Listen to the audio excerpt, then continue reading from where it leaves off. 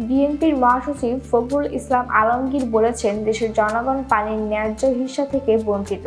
বুধবার 15 মে ফারাক্কা দিবস উপলক্ষে গণমাধ্যমকে পাঠানো এক বাণীতে তিনি এ মন্তব্য করেন। ফখরুল বলেন, 16 মে ফারাক্কা দিবস আমাদের জাতীয় আন্দোলনের এক ঐতিহাসিক ও গুরুত্বপূর্ণ দিন।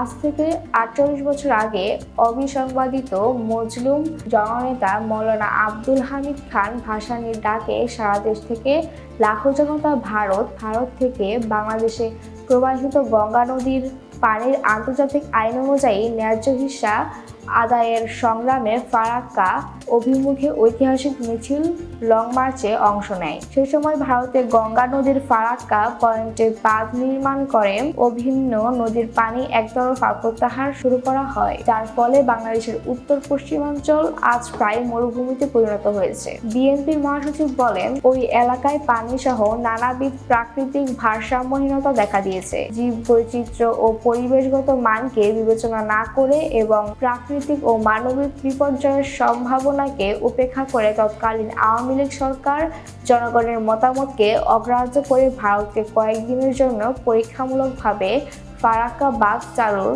অনুমতি দেয়, কিন্তু সেই বাঁধ অব্যাহতভাবে আজ পর্যন্ত চালু আছে। এই বাঁধ এখন মরণ ফাঁদে পরিণত হয়েছে।